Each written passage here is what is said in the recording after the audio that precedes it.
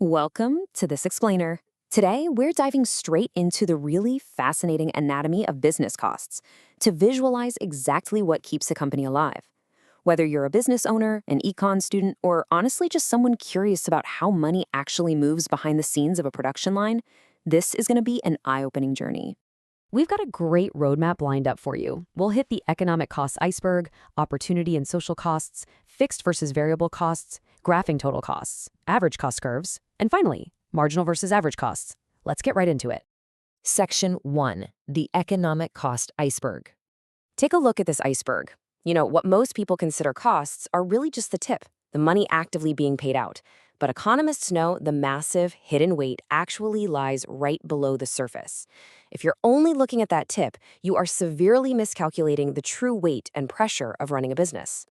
To really break that down, we have to compare explicit costs against implicit costs.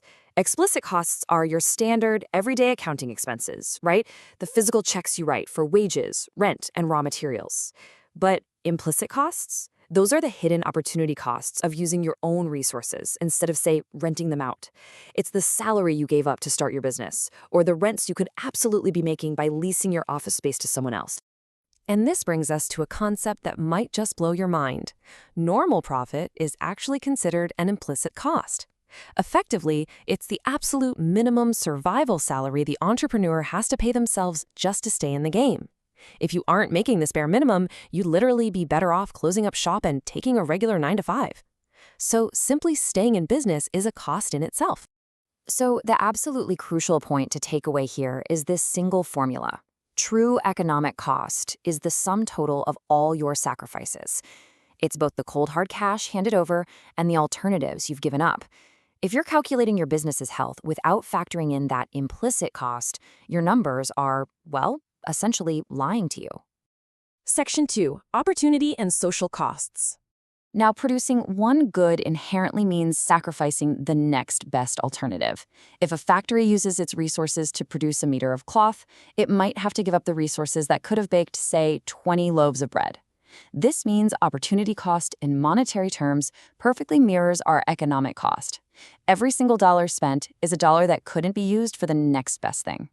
But we really have to ask, who's actually footing the bill for all these costs? A firm is only going to look at its private cost, those explicit and implicit costs we just covered. But society absorbs the total social cost.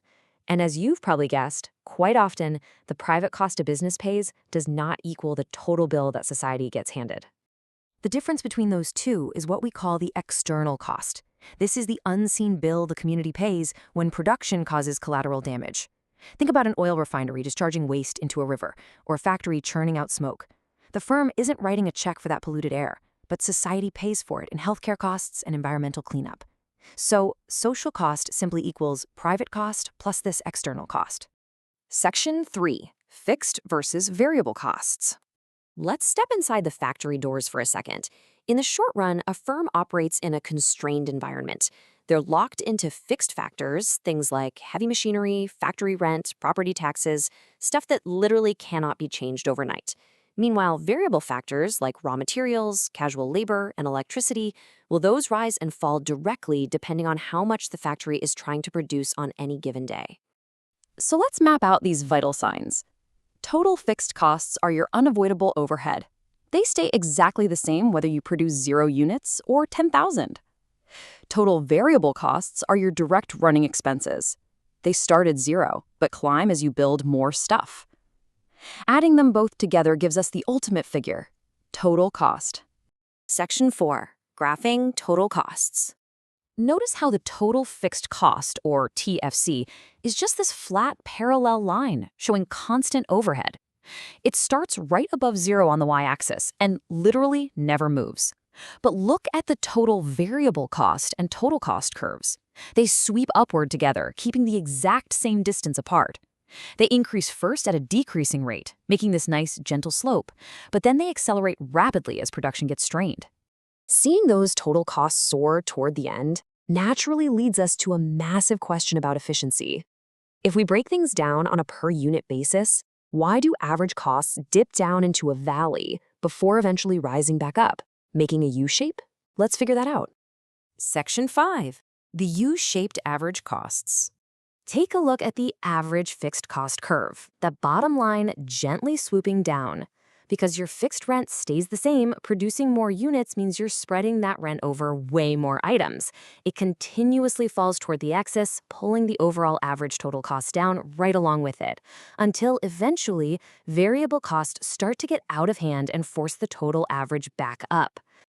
That signature U-shape is caused by the law of variable proportions. Think of it like a factory speeding up to its absolute peak efficiency. At first, adding workers makes the machines run perfectly, driving per unit costs way down. But eventually, it gets too crowded. Extra workers start bumping into each other, efficiency drops, and the cost to produce each additional unit starts skyrocketing. Section 6, Marginal versus Average Costs. Now we have to talk about the marginal cost curve, the cost of producing just one more unit. This acts like a steering wheel. Notice how the MC curve aggressively swoops down and then slices perfectly through the absolute lowest minimum point of the average cost curve from below. It's pretty striking to look at. And there's a strict mathematical and mechanical rule behind this.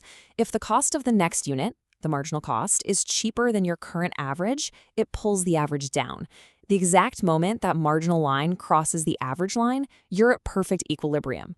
But the second that next unit costs more to produce than your average, it drags the whole average upward. It's exactly like your grade point average. Score higher than your current GPA on the next test, and your average rises. As we wrap up this explainer, I want to leave you with a thought. We've seen how businesses have to calculate absolutely everything, from explicit rent to implicit survival salaries, right down to the exact marginal cost of producing one more unit. So, next time you make a financial choice, are you only going to look at the tip of the iceberg? Or will you account for what you're truly sacrificing beneath the surface? Thanks for exploring the anatomy of costs with me today.